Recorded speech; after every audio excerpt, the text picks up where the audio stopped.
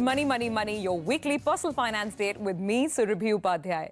Portfolio Management Services, or PMS, is a way of investing in the equity market with the promise of customized, tailor-made advice that should ideally generate even better returns than mutual funds. Now, earlier seen as a sole domain of the rich and the HNI variety, PMS is now also seeing some interest among the upper middle-class retail investor audience with high disposable income levels. So the question, does PMS really make sense for you? Does it work? How does it work? What is the regulatory framework that governs it? These are some of the issues that we will address in this week's show. Joining me are Anshul Sehgal, Head of PMS at Kotak AMC, as well as Daljit Singh Kohli of Veda Investment Managers. Gentlemen, thank you so much for joining in. Welcome to the show. Anshul, so, just to give you a sampling of the kind of queries and questions that we got when we thought we'll do the show. Sure. We had an instant question coming in from one of our viewers who tweeted back saying, listen, I have 50 lakhs in cash, but I'm not interested buying property right now. No home for me. I'm looking at PMS, but A, is it high risk? B, that statement that goes with mutual funds, mutual funds are subject to market risk. Does that statement hold true for PMS as well? Should I do it? Should I not? So that got us thinking. There's a lot of interest out there. Your opening thoughts, considering the business you manage? See, there are two ways to look at this. One is equities as an investment class versus real estate. The second is within equities, is PMS an attractive investment opportunity or no? Now, for a client, when the first decision has to be made, whether he wants to come into equities or go to real estate, the most important thing to note is that there is liquidity that one gets in equities, which is something that one doesn't get in real estate. And also time horizons involved in investing and taking out money can be quite elongated in the former category as compared to the second one. And then if you switch to the other question of whether PMS as an asset class is a good asset class or no, there are certain risks that are inherent in equities. Those risks are also prevalent in PMSs. Within PMS, typically you will find PMS providers concentrating their positions and then building portfolios, which is very different from how mutual fund providers manage their portfolios. Those portfolios are quite diversified. And so a client coming into PMSs has to be mindful of that one factor, that concentrated portfolios may at times have high volatility. Sure. And if one is able to bear that volatility and hold on for a period of 2 to 3 years, concentration also helps you in generating higher returns. So that trade-off is something that an investor has to be mindful of before coming into PMSs. Fair point, absolutely. So to take the second question, this is again Satish's question. He's talking about the minimum ticket size, and that, as we all know, is 25 lakhs as a threshold. You need to be investing over and above that amount. He's asking, is it risky for a salaried employee to go in for PMS? I guess, Daljit, that's the question that comes to mind, because typically, 25 to 30 lakhs is a kind of saving that you've done over a large span of time, and then you wonder whether concentrated risk is really your cup of tea. Who can or who should go for PMS, you'd say? See, as Anshul mentioned, that PMS comes with inherent risk of equity. So once you are into equity market, you have to very clear that you are taking that risk. And the trade-off is that you will get good returns. Now, in case of salaried employees, it is they are more risk averse. So it depends upon what kind of risk appetite you have. The people normally in PMS would come who have a longer investment horizon and a higher risk appetite. So if somebody is very risk averse or absolutely doesn't want kind of no risk taking thing, then first thing is equities is not a class for him at all. But if he's coming in within equities, then probably mutual fund will be the safer one. Sure. So because of the diversification that we talked just now. Sure. So in PMS by nature, you are actually doing concentrated portfolios. You are having very small number of stocks and you're taking larger positions. So obviously your risk accordingly goes up. Okay. So it's basically that you have, if you want a diversified portfolio, then probably mutual fund will be a choice. But if you want better returns, then of course PMS is then a of course choice. PMS. And we will talk about that in just a moment. But before we move on to the next issue, any thumb rule, Anshul, that you'd like to give out? Typically you might have 20, 30 lakhs in cash and you might want to try this. But as an overall portfolio, what percentage, let's say, should PMS be? And again, I'm talking largely about the upper, higher class retail investors who are now looking to do this. Should it be maybe, only 30 or 40% of your savings, and the rest can be either real estate or other forms of investment?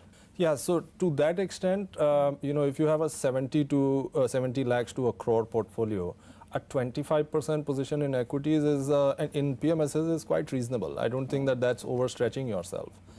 The second thing that I was coming to is that in PMSs, if you're not worried about your 100 rupees going down to 98 or 95 because of volatility, then the promise of substantial returns over a long period of time, like 3 to 5 years, and your time horizon is that much, would push you towards PMSs, or pull you towards PMSs.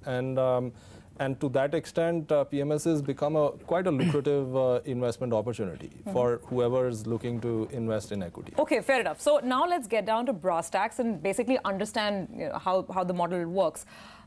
First of all, the discretionary and the non-discretionary, if you could simplify that down to us and give us both the models, Daljit. Yeah. So see, in this, what happens is you can do both ways. One is that you entrust somebody. So in this case, PMS, they have a portfolio manager, right? So basically, you are relying on his discretionary powers. You are saying, okay, you take a call, whichever stock you want to buy, when you want to buy, what you want to do with this money. I'll come to you only at the end of the year or at regular intervals. I'll come to know what is my returns. Yeah. So the discretion lies with the portfolio manager. Correct. The other option is that you say, no, okay, you give me the advice, but whether buying or selling at that point of time, it is up to me. I will only take. So it's more like In which case, I wonder why you would do a PMS anyway, because then you would simply be trading in and out of equities yourself, yes, right? Yes, so which is more like that. Yeah. And it makes not too much of sense to me. But what happens is people think that, okay, I have a good advisor here, so maybe I can use his advice, and then I put my own spice into that. So it's basically too many cooks spoil the curry. So it's of no use. The better thing is that you leave, if you have interested, you give it to some expert, then you have a belief on him. Now, of course, before deciding whom you want to give, you ask 100 questions to him. You ask his philosophy, his style of investing, which will be different for each person, each fund manager. It will be totally different. So you have to, what gels with your ideas, you go with that person. Sure. But once you've decided on somebody, then I think it's better to give discretion to him rather than keep it with you. Okay, fair enough. And Anshul, as you were talking to me earlier, I think at Kotak PMS, it's entirely discretionary. So, the alpha generating capacity really then lies with the portfolio manager and the stocks that he or she is picking, right? At least that's what we think. And we've actually, over a period of time, demonstrated that. So here, this is the thought of individuals who are investing in markets is that, in general, I'm saying that, while when you're a rocket scientist, you need to have training for that. When you're a teacher, you need to have training for that. If you're a physicist, you need to have training for that. But equity investing is the simplest thing for people to do, and I can manage it myself. Although this is a very complex world in which you're making decisions, and you need to know what to filter, what really to focus on, what not to focus on, and then make that decision of whether you want to be invested in a particular name or no. And for that, having specialized knowledge is quite important. Also, given that you have specialists whose day job is to understand businesses, understand managements, understand that environment, and then make that call. Given all of that, it is only good that you entrust such specialists with making those decisions for you. Especially if you don't have the time to research and understand businesses on your own. Sure. So on that note, let's actually take a quick break. Lots of other questions coming up, including the kind of returns you can expect, what is the stock selection criteria like, how frequently is the churn, and also things like taxation. So we will be addressing all of that, all about PMS on the other side. Welcome back. You're watching Money, Money, Money, and this week we are discussing all the details of portfolio management services. How do these schemes work? Are they worth your money? What are the risks? What are the rewards? All of that being discussed right here. So, Daljit, now let's get down to the basic operation of this. I think there's a power of attorney. I mean, assuming that you are going in for a discretionary service, you have a demat account, you give a POA. Now, after that, what is the rate of churn? What is the frequency of the buys and sells? How is the portfolio really constructed? Yes, so it depends upon the portfolio manager. Normally, it is expected that when you are going for a PMS, you will not be churning too much. A market norm is that probably once in a year or like that, you could be churning. So it's very, very concentrated portfolio and a long-term holding. The idea of PMS basically is that you are looking for those kind of stocks where you have to give some time. The hidden story gems. will play, the hidden gems and all that. The story will play over the time. So you have to stay with it. You can't have that today you buy and after 6 months, 3 months you sell. Sure. Then obviously you won't get that entire cream of that theme to play. Now again, it depends upon what is the philosophy of that fund manager, what is the theme, what is the objective they have given while at the time of discussing with you, what are they looking for. No, so you can have a PMS with very aggressive churn rate also. If somebody says, I want a PMS where I need a kind of a hedge fund every day, it is also the same thing, no? But if you want to have a PMS where people will hold for 5 years, 10 years. No? So it depends what kind of time horizon you have.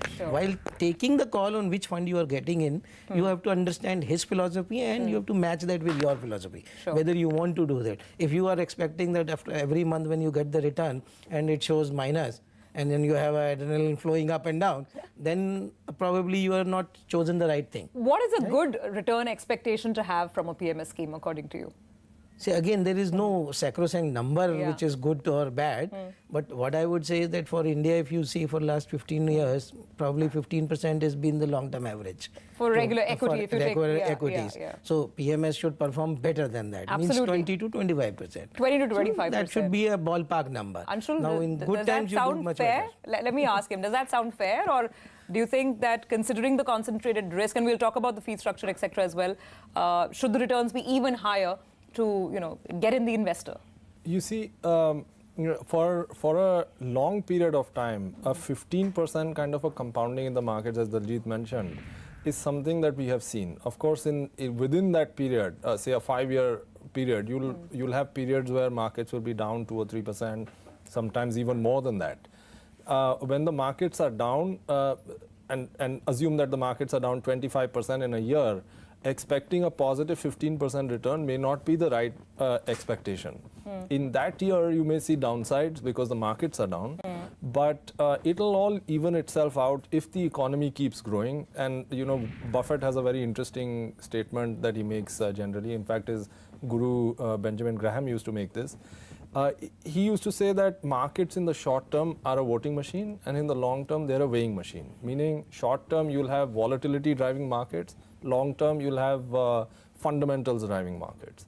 And if that is the belief, and in my experience, I've seen that, then if you have a 15% or 20% down year, there will be other years which, because of earnings growth, will be much better than that. But you still haven't given us a number. At that sort of averaged out rate, if we, let's say, take it over 6-7 year period.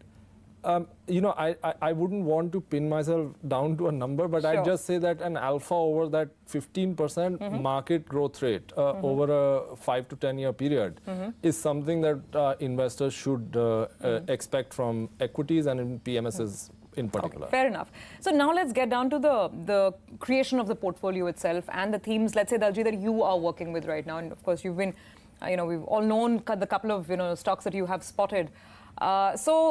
Again, would you be preferring smaller caps because that's where that alpha generation is really going to be?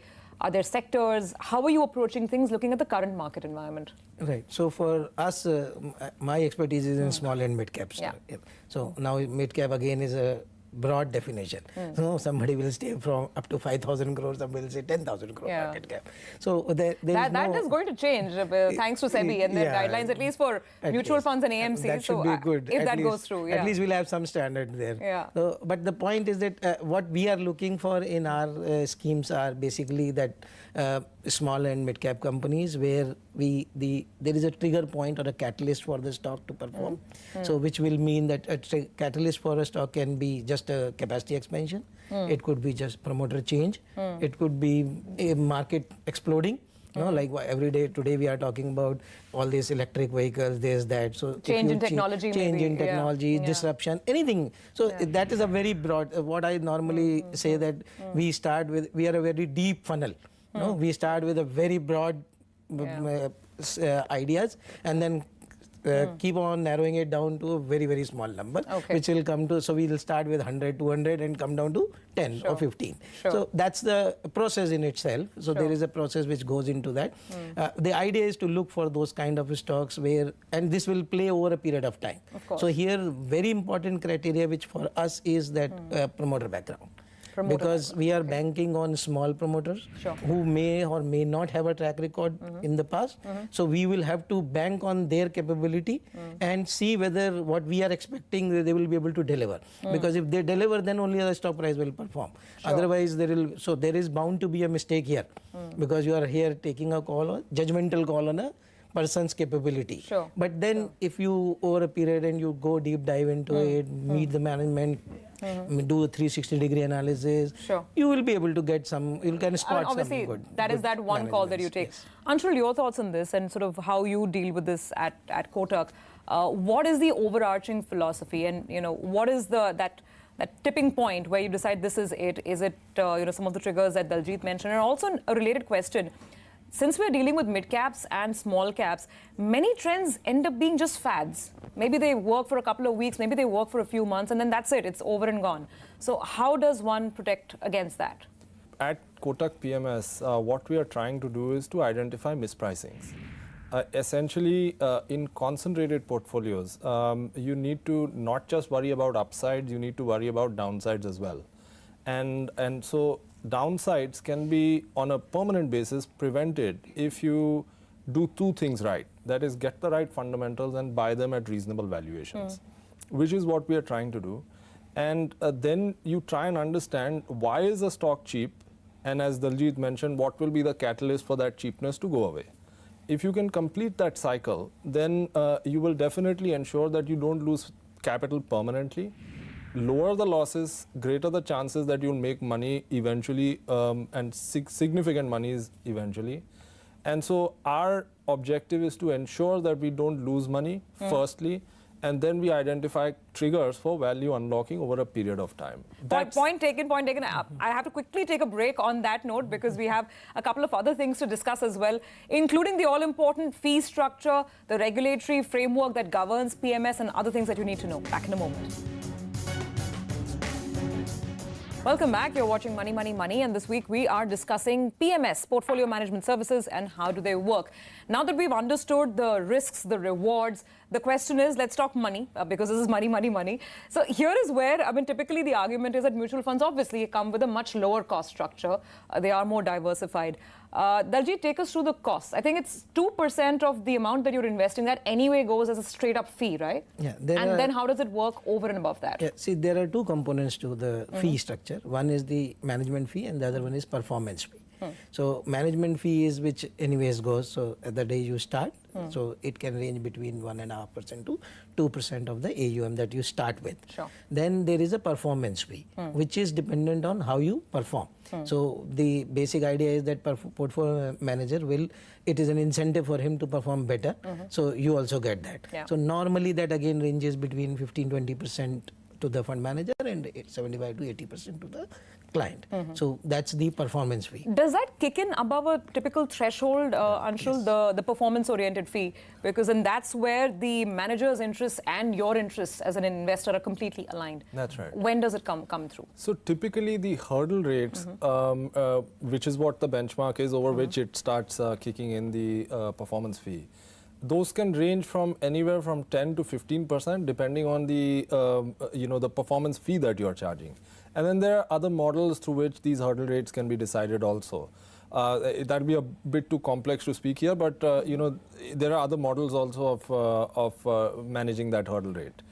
And as Daljit mentioned, this is to align the portfolio manager's interest with the client's interest. Greater the returns to the client, greater the fee inflow to the portfolio manager. Okay. Well, gentlemen, we're down to the last thoughts. So any advice that you'd like to leave our investors with, or maybe one memorable pick, because you of course have been a mid-cap, small-cap star, one stock that made you and your investors a lot of money. Any final thoughts? Oh, there would be many of them like that, but I think Force Motor was one good stock to look at.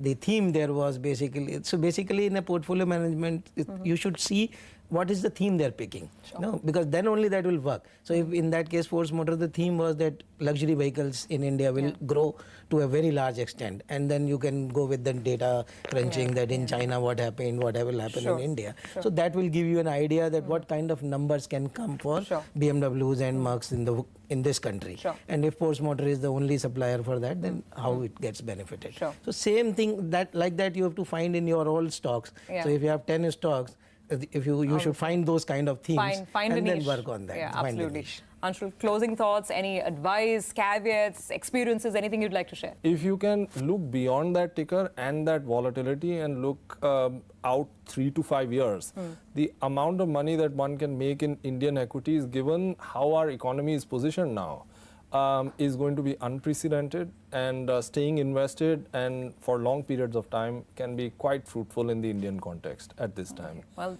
that's an optimistic note, I think, to wind this conversation up on. I'll just make one disclosure that we've talked about the stock. It is not a recommendation for investment, and it may or may not be in our portfolios at any point. Fair enough. Disclosure is always important. Gentlemen, thank you so much for taking out the time and being with us.